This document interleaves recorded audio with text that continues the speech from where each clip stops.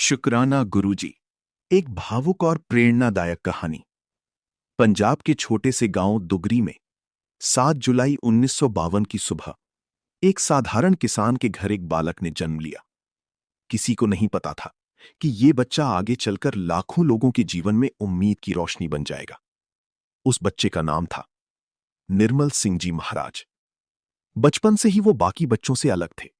जहां दूसरे बच्चे खेलते थे, वहीं छोटा सा गुरुजी घंटों संतों के डेरे में बैठा रहता था।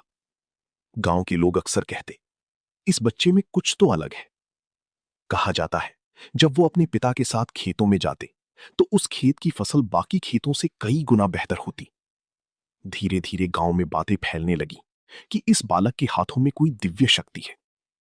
स्कूल में भी कई ऐसी घटनाएं हुई जिन्होंने लोगों को सोचने पर मजबूर कर दिया। भक्तों के अनुसार वो अपने दोस्तों की खाली स्याही की दवात को सिर्फ छू कर भर देते थे। कभी कभी ऐसा भी होता कि कमरा बाहर से बंद होता, लेकिन गुरुजी वहां नहीं मिलते। और थोड़ी देर बाद वो संतों के डेरे में शांत बैठे दिखाई देते। लोग हैरान रह जाते, लेकिन गुरुजी हमेशा मुस्कुराकर कहते, सब ऊपर वाले की कृपा है। सिर्फ 5 साल की उम्र से ही वो लोगों के जीवन के बारे में ऐसी बातें बता देते जो बाद में सच साबित होती।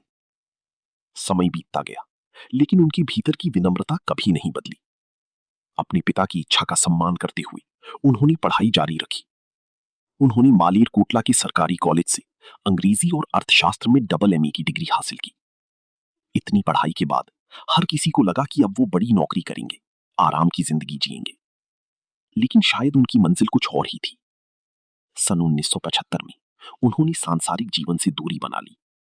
उन्होंने अपना जीवन लोगों की सेवा, दुखियों की मदद और आध्यात्मिक मार्ग को समर्पित कर दिया। फिर शुरू हुआ एक ऐसा सफर जिसने लाखों लोगों की जिंदगी बदल दी। उन्होंने भारत के कई शहरों की यात्रा की। जहां भी गए, लोग उनके पास अपने दुख लेकर आए और मुस्कुराकर लौटे। धीरे धीरे दिल्ली के बड़े मंदिर में भक्तों का सैलाब उमड़ने लगा। लोग उन्हें प्यार से कहने लगे, शुक्राना गुरुजी, क्योंकि उनके पास जाने वाला हर इंसान एक ही शब्द कहता था, शुक्राना। किसी को बीमारी से राहत मिली, किसी को टूटते रिश्ते में प्यार मिला, तो किसी को जिंदगी जीने की नई वजह। लेकिन इतनी श्रद्धा और प्रसिद्धि के बाद भी गुरुजी हमेशा एक बात कहते, कभी अहंकार मत करना, जो भी है वो ऊपर वाले की कृपा है। आज भी लाखों लोग उन्हें याद करते हैं, उनकी सत्संग में जाते हैं, लंगर सेवा करती हैं और दिल से सिर्फ एक शब्द कहती हैं, शुक्राना गुरुजी।